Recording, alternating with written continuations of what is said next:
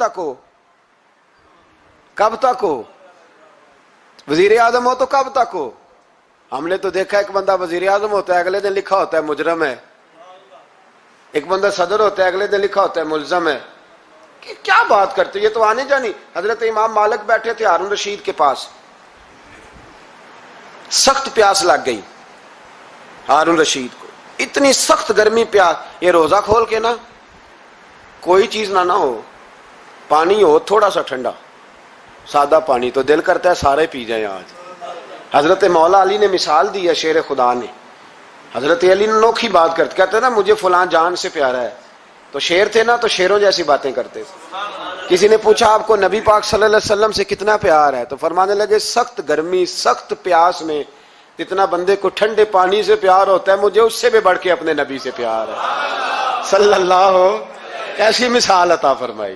لوگ وہیں کھڑے ہیں جان سے زیادہ پیارے ہیں. فرمایا نہیں، سخت گرمی میں سخت پیاس میں اتنا بندے کو ٹھنڈے پانی سے پیار ہوتا ہے مجھے اس سے زیادہ مصطفیٰ سے پیار ہے.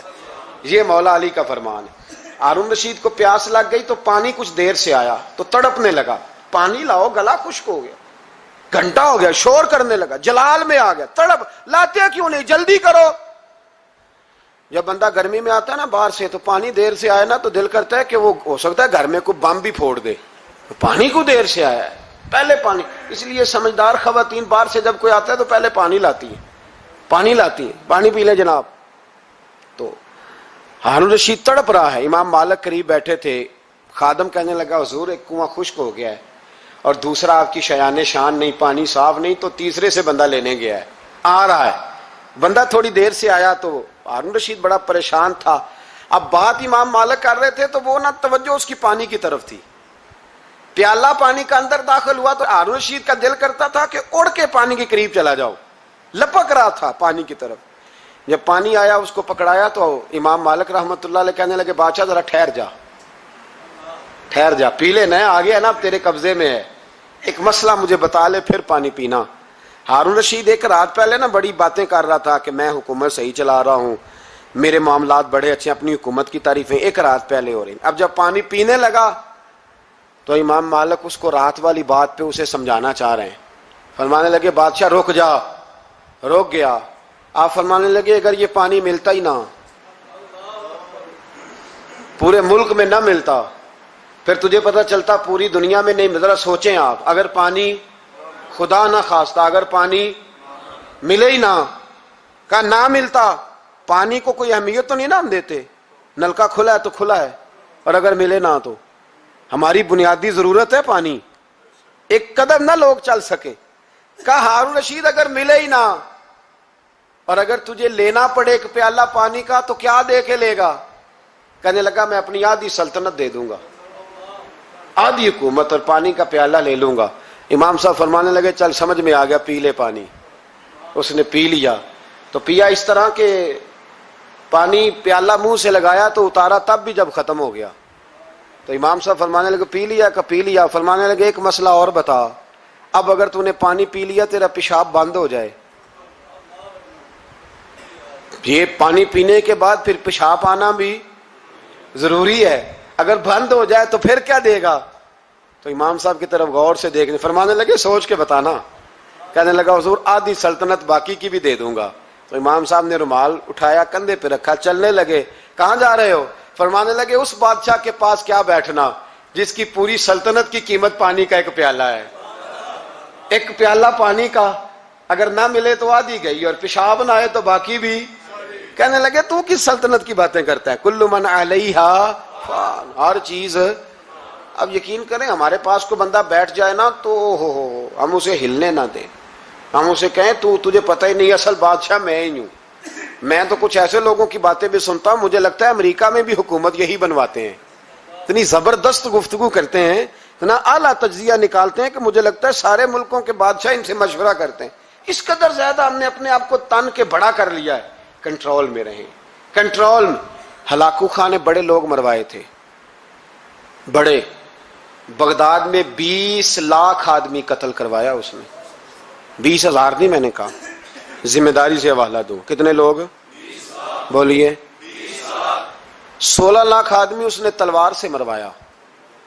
لوگوں نے نا زیر زمین تہ خانے کھودنے شروع کر دیے. 4 لاکھ آدمی تہ خانوں میں چھپ گیا اور چن چن کے مسلمان مارتا تھا. جب ہلاکو کو کسی نے بتایا نا 4 لاکھ بندے چھپ گئے, اس نے نہروں کے بند توڑوا دیے, دریاؤں کے بند توڑوا دیے, پانی زیر زمین چلا گیا. 4 لاکھ آدمی ڈوب کے مر گیا. 20 لاکھ آدمی مروایا. ایک دن ایک علاقے میں گھوم رہا تھا, لیمبو کھانے کا بڑا شوقین تھا. بازار میں گیا تو ایک لیمبو خریدا. اس نے دیکھا کہ بازار میں بوڑھے بچے جوان خریداری کر رہے ہیں, تو کہنے لگا ابھی بھی اتنے مسلمان زندہ ہیں, بناؤ ان کی لائنیں, قتل کرنا ہے. 3 لائنیں بن گئی. ایک بوڑھا آدمی بھی لائن میں آ گیا, لیمبو کھا رہا ہے, اس کو ہلکا ہلکا چوستا ہے, گھوڑے پہ بیٹھا ہے, قتل کرا رہا ہے لوگوں کو. ایک بابا جی پہلی صف میں تھے, جب پہلی صف قتل ہونے لگی, بابا جی پچھلی صف میں دوڑ کے ہو گئے. ہلاکو خان ہنس رہا ہے اس کو دیکھ کے. معاذ اللہ, جب بندہ ہوتا ہے نا کسی منصب پہ, پھر وہ مذاق اڑاتا ہے دوسروں کا. بابا دوسری صف میں آیا تو ہلاکو خان نے وہ بھی قتل کرائی, تو بابا دوڑ کے تیسری صف میں. آخری صف کے کونے پہ جب بابا کھڑا ہو گیا نا, تو سارے بندے مر گئے. بابے کو قتل کرنے لگا جلاد. ہلاکو کہنے لگا ٹھہر جا. کہنے لگا بابا تو تیسری صف میں آیا تھا, تیرا کیا خیال تھا بچ جائے گا؟ بابا کہنے لگا خیال نہیں, میرا یقین ہے کہ میں بچ جاؤں گا. میرا شرط یہ ہے کہ یقین ہو اندر, شرط یہ ہے کہ ہنس کے کہنے لگا ہلاکو خان کیسے؟ تو بابا کہنے لگا اگر اللہ چاہے تو بچ سکتا ہوں, اگر اللہ چاہے تو میں. بہت سارے لوگ ہیں ڈاکٹر لکھ کے دے دیتے ہیں نہیں بچے گا, وہ بچ جاتا ہے, کیونکہ بچانے والا اللہ ہے. کہا اللہ چاہے تو بچ جاؤں گا. تو ہلاکو کہنے لگا کیسے؟ جب ایسے کیا نا, کیسے ایسے کیا نا, تو لیمبو ہاتھ سے گر گیا. وہ بچے پلیئر نہیں ہوتے, وہ گیند گنتی ہے تو چھلانگ لگا کے پکڑ لیتے. تو بڑا گھوڑ سوار تھا, نیزہ باز تھا, چھلانگ لگائی لیمبو کیش کرنے کے لیے. کیسے؟ تو کیسے بچے؟ یوں ہاتھ گھمایا, لیمبو گرا تو چھلانگ لگائی, نیچے جھکا. جب نیچے جھکا نا تو گر گیا گھوڑے سے. جو پیر تھا وہ گھوڑے کی رکاب میں الجھ گیا. گھوڑا ڈر کے دوڑ گیا. جب گھوڑا دوڑا تو زمین پر زور زور سے سر لگنے لگا.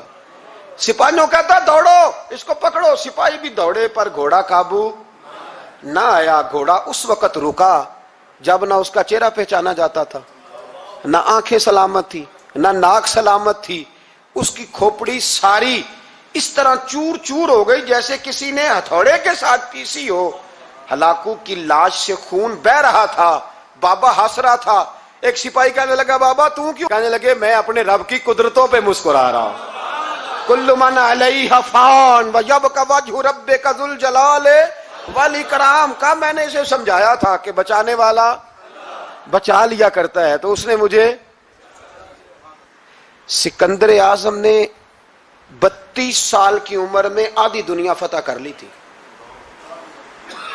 تو لوگ پتہ کیا کہتے تھے؟ یہ وہ بندہ ہے جس کو تاریخ نے گریٹ کا لقب دیا ہے. لکی نہیں کہتے, ہم کہتے بڑا لکی ہے بھائی. لوگ کہتے تھے یہ مقناطیسی آدمی ہے, کبھی ناکام ہوا ہی نہیں. سکندر اعظم کبھی ناکام نہیں ہوا. جس علاقے, اور عمر کتنی بھائی, اتنی کم عمری میں اتنی دلیری, آدھی دنیا فتح کر لی. ملتان سے گزر رہا تھا تو اسے ایک تیر لگا. کچھ لوگ کہتے ہیں یہاں جیلم کے پاس لگا تھا. ایک تیر لگا اسے. اس نے کہا بندہ تلاش کرو, کسی کی اتنی جرت کہ سکندر اعظم کو تیر مارا ہے, تلاش کرو. جب ڈھونڈنے لگے تو بندہ نہ ملا. تو سکندر نے حکم دیا کہ جس کی آنکھ چمکتی ہے اسے قتل کر دو. مرد بھی مارے, بچے بھی مارے, بوڑھے بھی مارے. تو لا کے لوگ کہنے لگے انسان کوئی نہیں بچا. کہنے لگا میں نے تمہیں کہا تھا جس کی آنکھ چمکتی ہے قتل کرو. بلیاں بھی قتل کرو. ہو سکتا ہے کسی بلی نے منہ میں رکھ کے پھینکا ہو. کتے بھی مار دو, کبوتر بھی مار دو. ہر چمکتی والی آنکھ اس نے بند کر دی. یونان کے قریب ایک بستی کا رہنے والا سکندر عراق کے شہر بابل میں تھا. ملیریا بخار ہوا. کیا کہتے ہیں ہم, چند ٹکیوں کی مار ہے, دوائی کھا لو ٹھیک ہو جائے گا. ملیریا بخار ہوا. 32 سال, کچھ لوگوں نے کہا نہیں 2 مہینے کم, 33 سال عمر ہو چکی تھی. تو سکندر اعظم زمین پہ بیٹھا ہے, ایڑیاں رگڑ رہا ہے. موت کا جھٹکا لگا, موت کا. ہوئے نامور بے نشاں کیسے کیسے, زمین کھا گئی نوجوان کیسے کیسے. جگہ جی لگانے کی دنیا نہیں ہے, یہ عبرت کی جا ہے, کوئی تماشا نہیں ہے. ایڑیاں رگڑ رہا ہے. 2 ہفتے کا سفر رہ گیا تھا، گھر پہنچنے کا تو سکندر ایک صوبے کا، ایک ملک کا، ایک چھوٹے سے علاقے کا سربراہ نہیں، سکندر آدھی دنیا فتح کرنے والا، پلیٹ میں رکھ کے کسی نے حکومت نہیں دی، خود محنت کر کے فتح کی. لیکن سکندر ایڑیاں رگڑتا ہے، زور زور سے زمین پہ مارتا ہے اور کہتا ہے کوئی ہے جو مجھ سے میری ساری سلطنت لے لے اور مجھے صرف 2 ہفتے کی زندگی لے دے. میں پردیس میں نہیں مرنا چاہتا، گھر مرنا چاہتا ہوں. کوئی مجھے 2 ہفتے کی زندگی، 2 ہفتے کی، کوئی 2 ہفتے مٹی دیں تو مٹی رہنا ایویں کا دی بلے بلے. اج مٹی دے اتے بندے آتے، کل مٹی دے تھلے کا کوئی مجھے مہلت لے دے. لیکن رب کا قانون ہے، جب وقت آ جاتا ہے پھر مہلت. میرے بھائی اپنی زندگی نہ عاجزی میں جھوک کے، سادگی میں، کونے میں. دنیا کے پروٹوکول ختم ہوں گے، اصل پروٹوکول وہ ہے جو اللہ قیامت کے دن عطا فرمائے گا. میرے نبی پاک نے فرمایا امیر جو ہوں گے، امیر وہ چونٹیوں کی شکل میں ہوں گے اور غریب اپنے پیروں کے نیچے انہیں مسل کے چلے جائیں گے. یہ وہ والے امیر جو تکبر کرتے تھے، ورنہ تو امیر حضرت عثمان غنی بھی ہیں، حضرت عبد الرحمن ابن عوف بھی ہیں، حضرت سلیمان علیہ السلام بھی ہیں. جو امیر تکبر کرے، اکڑ جائے، اگر امیر ہو عاجزی اختیار کرے تو پھر تو اللہ اسے جنت بھی عطا فرماتا ہے. تو میرے بھائی اپنے آپ کو سمیٹیں. ہم جانے کے لیے، جن کی عمریں میری طرح 40 سال کی طرف سفر کر رہی ہیں نا، وہ آدھی زندگی جی چکے ہیں، باقی آدھی پتہ نہیں ہے. لوگ اتنا لمبا یاد نہیں رکھتے. حضرت مولا علی قبرستان گئے تو قبر والوں سے کہنے لگے قبر والوں تمہارا کیا حال ہے؟ تو ایک مردہ قبر کے اندر سے بول کے کہنے لگا علی کفن پھٹ گیا ہے، ہڈیاں چور چور ہیں، مال تو پتہ نہیں کہاں رہ گیا پر حساب دینا پڑ رہا ہے. آپ بتائیے پیچھے ہمارے گھر والوں کا کیا حال ہے؟ تو حضرت علی فرمانے لگے جہاں تم بیٹھتے تھے وہاں کوئی اور بیٹھنے لگ گیا ہے، تمہاری بیویوں نے نئے نکاح کر لیے، تمہارے دوستوں نے نئے دوست بنا لیے، اب تو لوگ تمہیں یاد بھی نہیں کرتے، اب تو تمہارا ذکر ہی کوئی نہیں کرتا، اب تو ختم ہو گیا، تمہارا تذکرہ بھی کوئی نہیں. تذکرہ اسی کا رہے گا جس نے رب کو یاد کیا اور پھر رب نے اس کا چرچا کیا، اس کا تذکرہ رہے. اپنے آپ کو ایک موقع پر بھی کبھی متکبر نہ ہونے دے.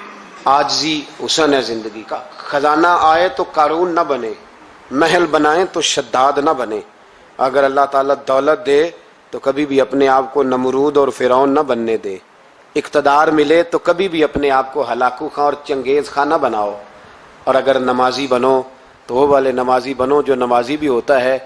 حضرت عمر فاروق کو کسی نے عید والے دن دیکھا تو عمر رو رہے تھے، چھوٹی عید والے دن. ہمارے ہاں تو لوگوں نے ڈیک تیار کر کے رکھ لیے ہیں، تیاری ہو گئی ہے. چاند رات کو جو نیکیاں کمائی ہیں وہ ساری شیطان کے حوالے کریں گے معاذ اللہ ماشاء اللہ. اس کو کہیں گے لے جا، ہم نے کمائی ہیں تیرے لیے.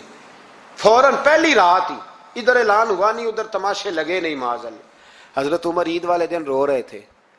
کسی نے کہا عمر یہ خوشی کا دن ہے آپ رو رہے ہیں؟ تو فرمانے لگے خوش تو وہ ہونا جس کو یقین ہے کہ اس کا نماز روزہ قبول ہو گیا. مجھے تو ابھی پتہ ہی نہیں میرا قبول ہوا ہے کہ واپس کر دیا جائے گا. جاؤ مجھے کچھ خبر سناؤ آ کے کہ میرا قبول ہوا. وہ تو بے نیاز ہے، وہ تو دل کرے تو کہے جا اٹھا کے لے جا، تیرا مجھے پسند ہی نہیں.